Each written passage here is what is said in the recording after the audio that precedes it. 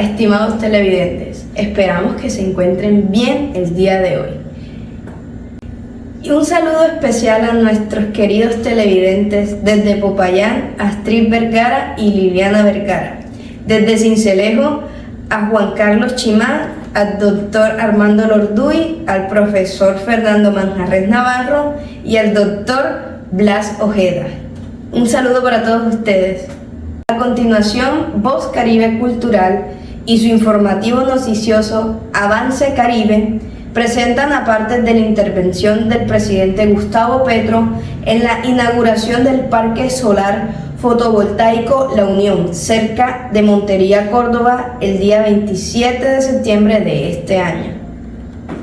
Los videos que se presentan aquí son de propiedad del canal de la República de Colombia, a quien agradecemos por la información suministrada.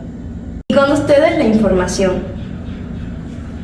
La sociedad y el Estado tienen que empezar a medir los proyectos, no es en dólares, sino en CO2. ¿Cuánto emite o cuánto no emite o cuánto absorbe del CO2 atmosférico? Porque en esto se nos va la vida. No se nos va el futuro empresarial o de la persona que trabaja en una empresa, su futuro personal, sino aquí se nos va la vida y entonces las cuentas son diferentes. Estoy absolutamente convencido que el futuro de Colombia se centra alrededor de su gran posición, su gran potencialidad frente a las energías limpias. Y es mi debate de todos los días con quienes se amarran a lo conservador, que son muchos lamentablemente en Colombia. No me refiero al partido, sino al statu quo, para ponerle ese nombre. Ministro, ¿qué significa statu quo? El estado quieto sería nuestro idioma, ¿cierto? La quietud del estado de cosas que nos ha amarrado es al carbón, al petróleo y en Córdoba al gas. Que no se puede continuar. Y ese es el gran conflicto. No se puede continuar con las energías fósiles porque ellas, al estar constituidas de este elemento químico que se llama carbono, pues arroja en fusión con el oxígeno el CO2 a la atmósfera y produce el calentamiento global, del cual ya somos víctimas en toda Colombia, y repetitivamente. Entonces, las energías limpias, si son un potencial para Colombia, entonces tenemos una oportunidad en la transición económica que ya está desarrollando el mundo. ¿Qué tan rápido nos vinculemos o no? Depende de nuestra voluntad política. No es ni siquiera, nos están desesperando.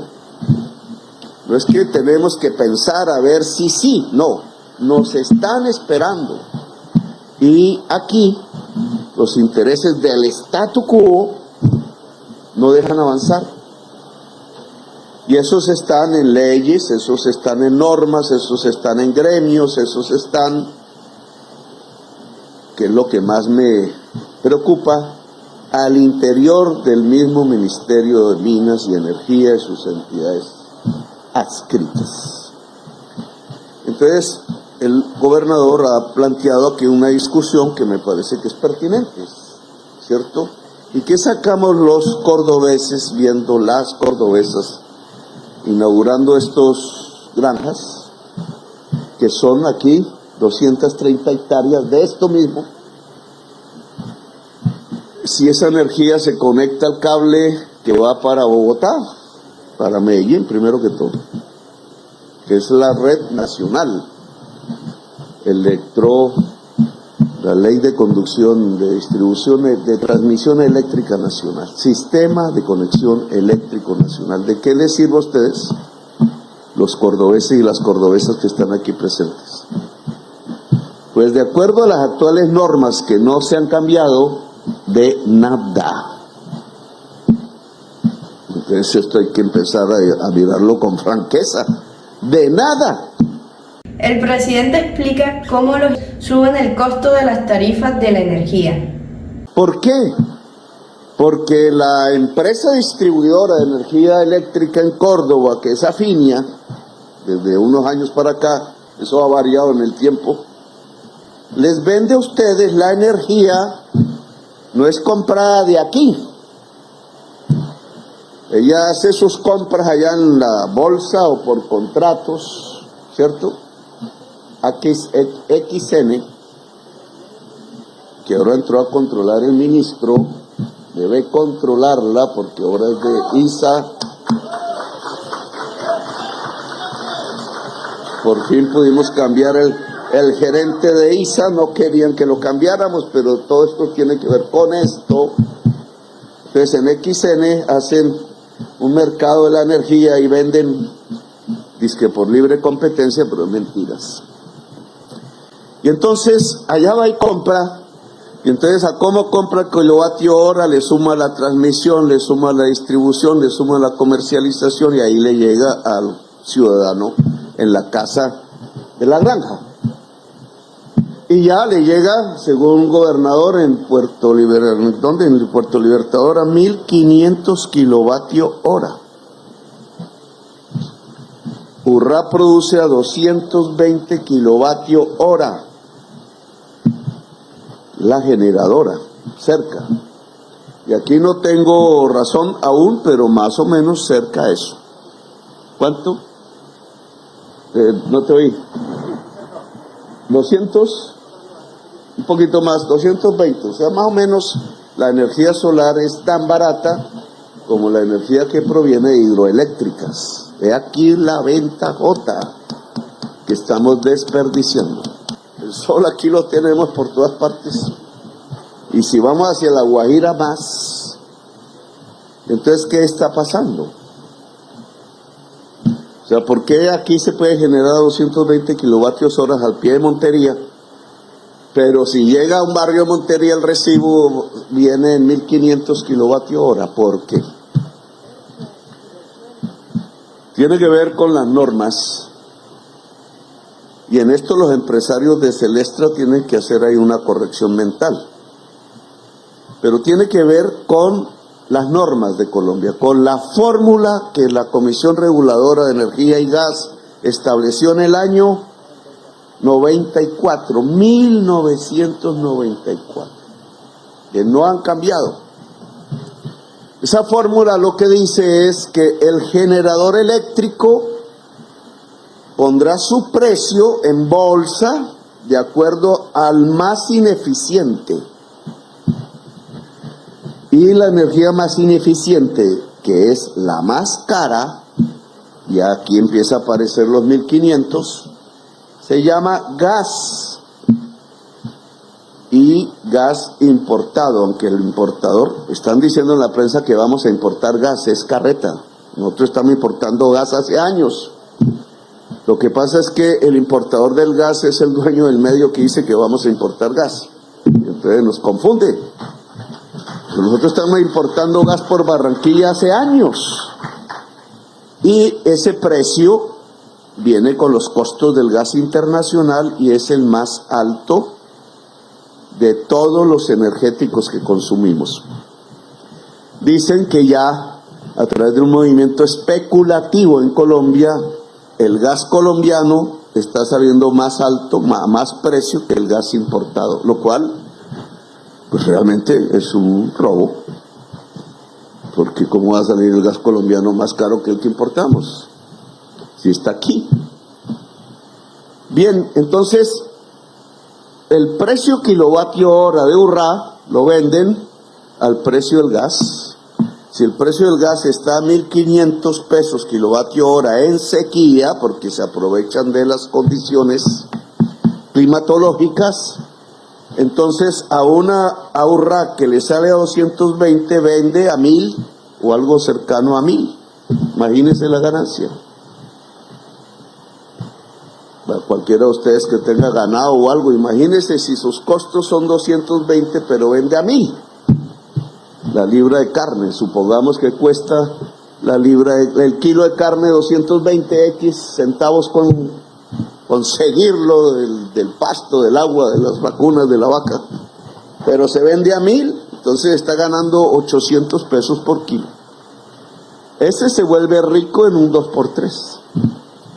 Solo que aquí no es con carne y eso no pasa con la carne, al contrario.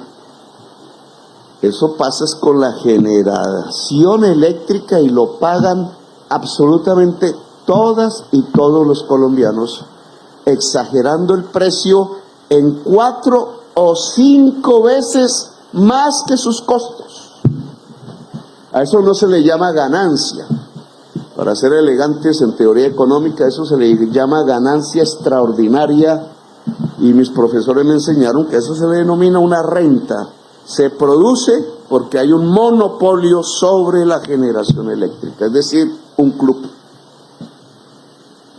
que impone el precio, y el Estado, en vez de regularlo, en vez de mitigarlo, en vez de pararlo, se ha arrodillado a este tipo de monopolio y le presta sendos favores y no hace nada por la ciudadanía. Entonces, ese es el primer problema de por qué.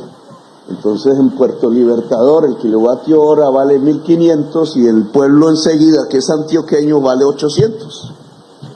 No es porque la energía sea diferente, es porque los distribuidores son diferentes y uno paga por generación eléctrica menos que el otro. Ahora pregunta, si los precios de la energía eléctrica en la costa Caribe son los más caros de Colombia y de América, ahí surgen muchas preguntas. ¿Por qué si tenemos tanto sol? Alguien se está equivocando. ¿Por qué si tenemos tanto sol? Segundo, con esos precios, ¿cómo se puede desarrollar la industria en la costa Caribe? Cualquier cosa que hagamos sale más caro que lo que se vende en Panamá o en Miami, etcétera, porque los costos, no es que la mano de obra sea costosa, como dice la extrema derecha, la mano de obra la tienen como esclavo. No, es que los costos de renta financieros y eléctricos son tan elevados que el precio para cualquier mercancía que se haga con esas materias primas sale muy costoso.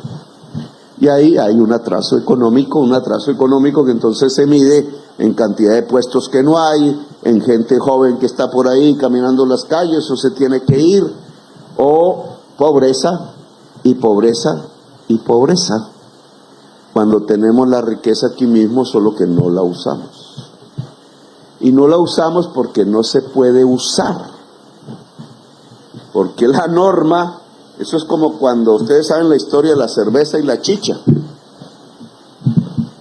El pueblo andino, y yo creo que el caribeño, eso hay que investigarlo, descendiente de los indígenas, usaba como alcohol para las fiestas la chicha, el maíz fermentado. Y eso no se veía moderno, daba el mismo efecto. Pero entró la cerveza que venía de Europa, lo entraron unos alemanes, Kopp, familia Kopp, en Barranquilla, le echaban el ojo a la familia alemana, ocurrió un insuceso con los alemanes, los nazis se tomaron el poder allá y aquí entonces dijeron, vamos a quitarle los bienes a los alemanes. Ahí sí no dijeron, uy, ese Petro va a expropiar, no, expropiaron a los alemanes y se quedaron con sus cervecerías, y ahí apareció Bavaria, y entonces empezó una propaganda, eso apareció en Barranquilla, empezó una propaganda en afiches, porque no había televisión, que la chicha era mala y que lo que había que tomar era cerveza. Así, no tome chicha, o sea, bruto, no vaya a enfermarse, la chicha enferma. La chicha mata y terminamos abandonando la chicha para hacer el gran negocio a los que son los dueños de la cerveza. Punto. ¿Por qué? Estamos haciendo lo mismo con la energía eléctrica. Tenemos el sol y no lo aprovechamos. Pues si no lo tuviéramos, pues ya me dirían, pero lo tenemos. ¿Por qué no lo aprovechamos?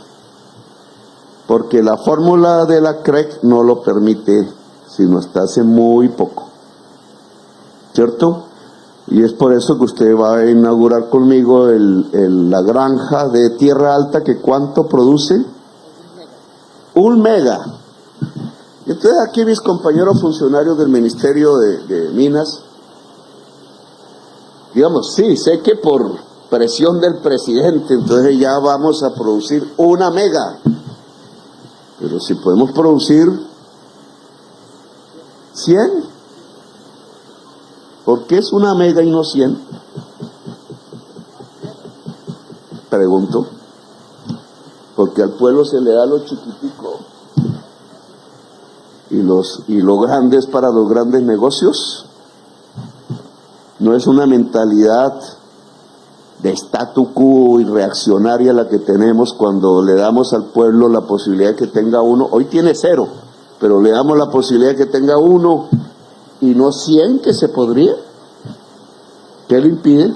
La plata, pues la plata la tiene la nación, el departamento, el municipio, nos podemos conjugar, son 200 millones de dólares, esto lo hicieron los chinos. ¿Por qué no lo hacemos? De tal manera que el cable no se pegue a la red eléctrica nacional, sino que se vaya a las redes de Montería y tenemos energía para toda Montería barata.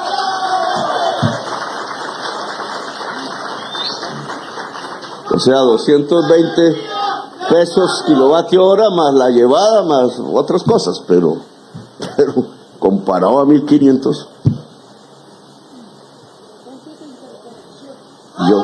Yo le diría, esto que parece tan fácil es que no se puede por las normas, porque las normas las han hecho los que sí se ganan el paquetazo al producir a 100, 150 kilovatios hora y a venderlo a 1.500.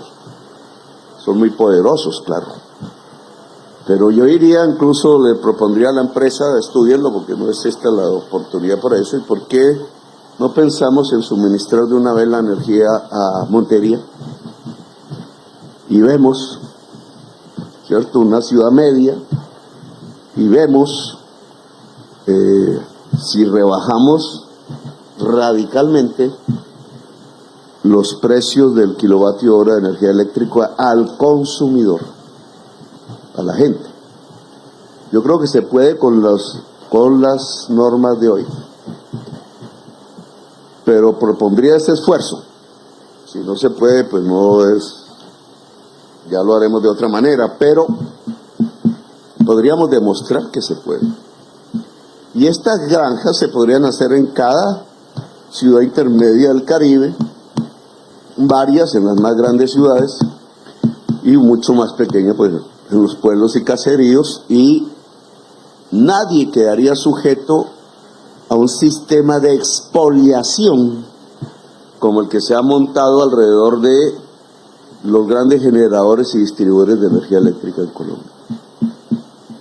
Ni nadie nos podría decir es que se va a acabar el gas, que se va a acabar. Si la energía eléctrica es barata, la cocina con gas sale más cara que eléctrica, que es lo que hay que lograr, en mi opinión.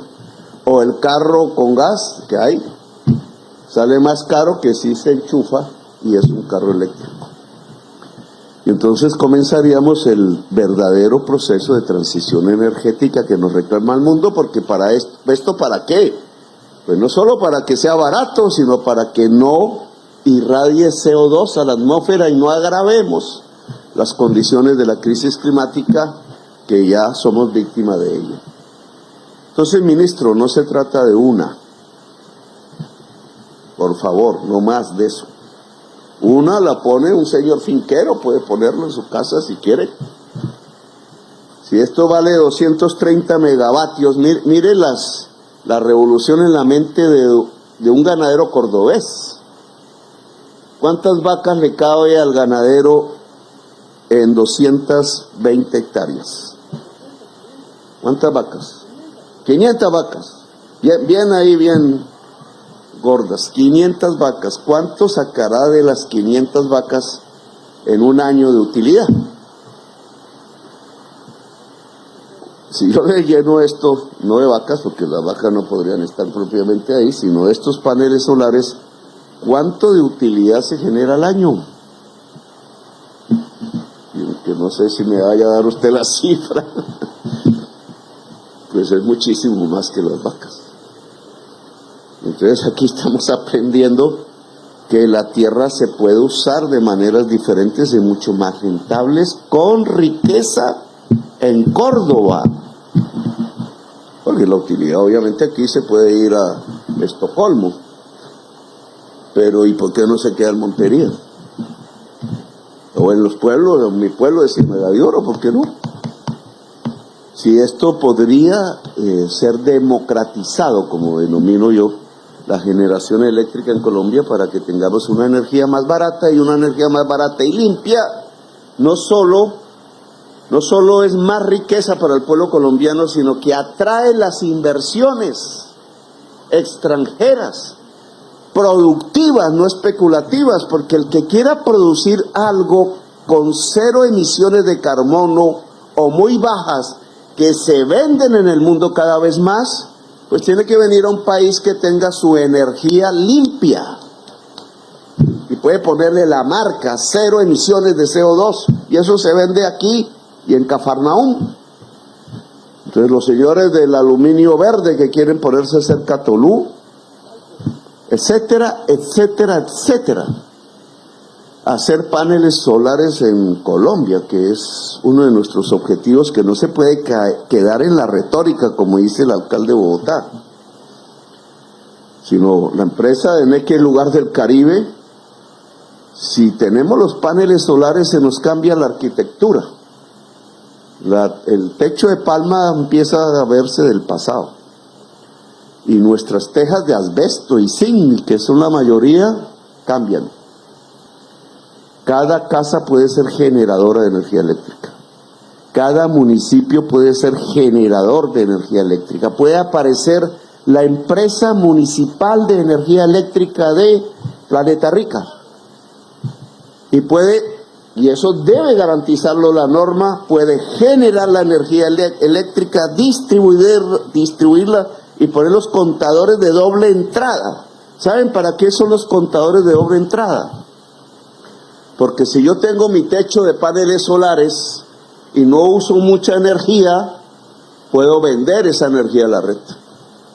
Y el contador no me mide solamente cuánto entra para cobrarme, sino cuánto sale también para venderles. Entonces tenemos un cambio completo en el mercado de la energía eléctrica en Colombia, y a favor de la gente y a favor del presente y del futuro, en donde Colombia puede ser una potencia mundial. El ministerio tiene que seguir rápidamente las decisiones políticas en normas, porque si nosotros hablamos de las decisiones políticas, pero las normas no cambian, pues la gente empieza a sentirse como que el presidente dice una vaina, pero aquí está pasando otra. Inaugura una granja solar junto a Montería, de energía muy barata y limpia, pero el usuario allá en Montería no recibe ni un peso de beneficio. Y eso no puede ser, porque además la paz social implica que las comunidades se beneficien de esto y no sea simplemente una utilización de su suelo y sus ventajas sin beneficio de la comunidad local. Las comunidades locales podrían ser incluso socias de los proyectos, como tratamos de hacer en La Guajira. Entonces, en Tierra Alta no puede ser una mega. Y de aquí a que inauguremos el de Tierra Alta, espero que haya cambiado la norma de autogeneración en la CREG, que no debe poner límites a la autogeneración. En la autogeneración no puede haber cobro de distribución sino mínimo, y de comercialización menos, porque el dueño de la energía es el mismo distribuidor y comercializador, porque es su casa, o es su fábrica, o es su municipio. Podríamos tener 1.100 comunidades energéticas ya en Colombia, solo a escala municipal. Si nosotros no abrimos las normas a esto, no hay revolución. Y esto es una revolución. Y no es tecnológica, es de la manera como nos relacionamos. El pueblo costeño ha sido esclavo de unas generadoras distribuidoras de energía. Ahora puede liberarse. Y en mi gobierno el pueblo costeño tiene que liberarse de las generadoras y distribuidoras de energía eléctrica. El presidente explica cómo los intermediarios suben el costo de las tarifas de la energía. Son empresas URRA y GESELCA y otras, acabo de ver la del Huila, son propiedad de la nación. Las administra Minhacienda. A veces las reparten a políticos. Estas hacen un mercado de intermediación, venden el kilovatio hora barato, 220 pesos kilovatio hora, se lo venden no a la gente, sino una X empresa aparece, una empresa, ¿cómo la podemos llamar? La empresa X aparece y compra 220 y va y vende a la distribuidora a 880, Aires o Afinia. Y ya la otra cobra ganancia y ya está vendiendo a 1000 kilovatios hora. ¿Quiénes son esos intermediarios? ¿Por qué existen? ¿Qué ley los creó? ¿Por qué ustedes a través de la CREG están permitiendo esos intermediarios? Eso debería ya prohibirse de inmediato. No debe haber intermediarios entre las compras, entre generadores, distribuidores y comerciantes. Para eso están constituidas. ¿Por qué hay otros? ¿De dónde salen? ¿Qué políticos lo manejan? ¿Por qué se quedan con el jugo de la intermediación? Que ni es del generador, ni es del distribuidor, ni es del usuario. Estamos aquí engordando unos ricos, muy ricos, con la plata de toda la gente, innecesariamente. Eso es una decisión inmediata, ministro. De una vez se acaba la intermediación en los mercados de la energía eléctrica en Colombia. Pero hay una segunda, gobernador. Y es que muy bonito este gobierno trayendo aquí hechos y hechos y hechos. Por ejemplo, el Megadata Center de Inteligencia Artificial en Barranquilla.